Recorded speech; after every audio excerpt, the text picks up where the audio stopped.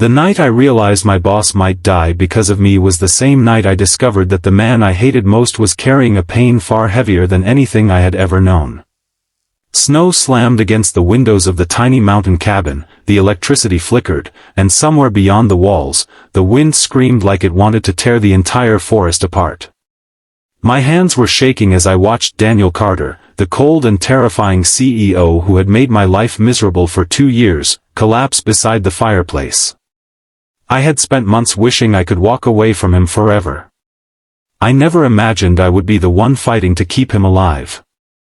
Before that night, Daniel was simply my boss, the kind of boss employees whispered about in elevators and avoided in hallways.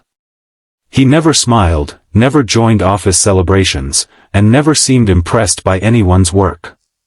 His instructions were short, his expectations impossible, and his stare could make even confident employees forget their own names. When I made the smallest mistake, he noticed. When I worked late, he never thanked me. I convinced myself that he was arrogant, heartless, and incapable of caring about anyone except himself. So when my company assigned me to accompany him to a remote mountain retreat for an important business presentation, I was secretly furious. But if this story reminds you that people can hide entire worlds behind the faces we judge, please take a moment to like this video, share it with someone who believes in second chances, leave a comment, and subscribe to Ripple of Kindness for more emotional stories. The trip was supposed to last only 2 days. Daniel planned to review the final project with me before meeting an investor the following morning. Everything was normal until the weather changed. Within an hour, a peaceful snowfall became a violent blizzard. Roads disappeared beneath thick layers of snow, trees bent under the weight of ice, and the driver warned us that continuing would be dangerous. We were forced to stop at an old company-owned cabin several miles from the main road. The place had 1 bedroom, a small kitchen, a fireplace, and enough supplies for perhaps 2 days. Daniel hated the idea of staying there, but there was no choice. As darkness fell, the storm completely swallowed the mountain. At first, being trapped together was unbearable. Daniel sat at the table reviewing documents while I prepared what little food we had. Neither of us spoke unless absolutely necessary. Then the power disappeared. The cabin fell into darkness, and the only light came from the fire. For the first time, Daniel looked less like the powerful CEO everyone feared and more like an exhausted man who had forgotten how to rest. I noticed his hands trembling slightly as he tried to light a candle. When he thought I wasn't watching, he pressed one hand against his chest and closed his eyes. I asked if he was okay, but he immediately returned to his usual cold expression. He said he was fine. I didn't believe him, but I didn't push. Later that night, while searching for extra blankets, I found an old photograph tucked inside a drawer. It showed Daniel standing beside a little girl who looked about 8 years old.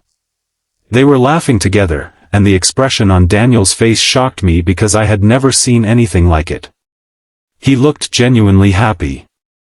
When he saw the photograph in my hand, his face changed completely. He quietly told me the girl was his younger sister, Emma. She had died several years earlier during a winter accident.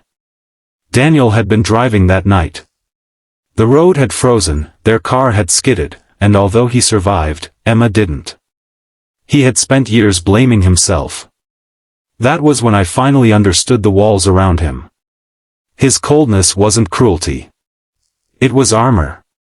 He had stopped allowing people close because losing someone once had convinced him that loving anyone meant eventually suffering. I apologized for judging him. He didn't answer immediately. Instead, he stared into the fire and admitted that he had noticed how hard I worked from the very beginning. He said I reminded him of Emma because I always tried to help everyone, even when nobody asked. That was why he had been harder on me than the others. He was afraid that if I became too important to him, he would eventually have something else to lose. Before I could respond, a violent crack shook the cabin. A large tree had fallen across the roof, damaging part of the structure. Daniel pushed me away from the window just before broken glass scattered across the floor. In the chaos, a heavy wooden beam struck his shoulder. He fell hard. I screamed his name and rushed toward him. He was conscious, but barely. His breathing became shallow, and his skin turned frighteningly pale. The emergency phone had no signal. The storm had trapped us completely. I tore a strip from my sweater and wrapped his injured shoulder as tightly as I could. Daniel tried to tell me to save myself if the cabin collapsed, but I refused. For hours, I stayed beside him, feeding the fire and keeping him awake. At some point, he whispered that he was sorry.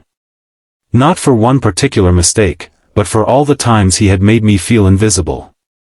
He told me that success had become his hiding place. If he worked constantly, he didn't have to remember the accident, the guilt, or the loneliness waiting for him at home. I held his hand and told him that surviving wasn't something he needed to apologize for. By morning, the storm finally weakened.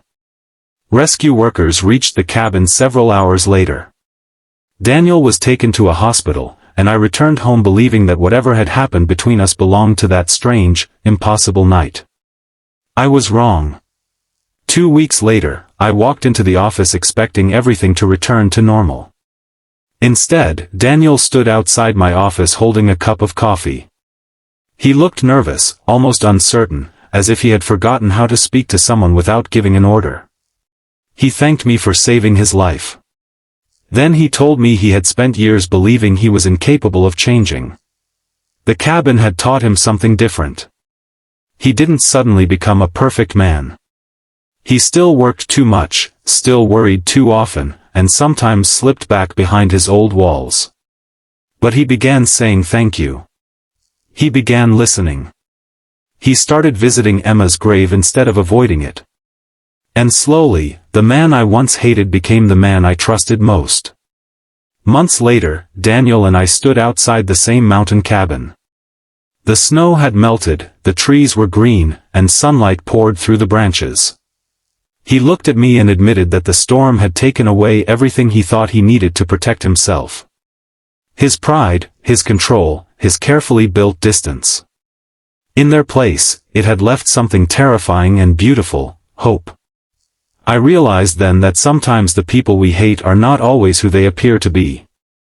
Sometimes their sharp words hide wounds.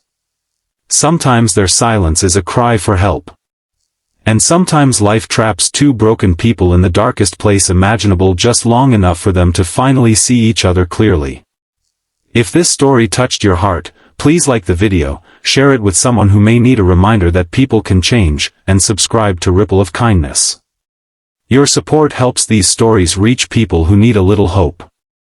Before you leave, comment, "I believe in second chances," if you believe that one unexpected moment can change the direction of a person's entire life. Because sometimes, the person you think you could never forgive becomes the person who teaches you how to open your heart again.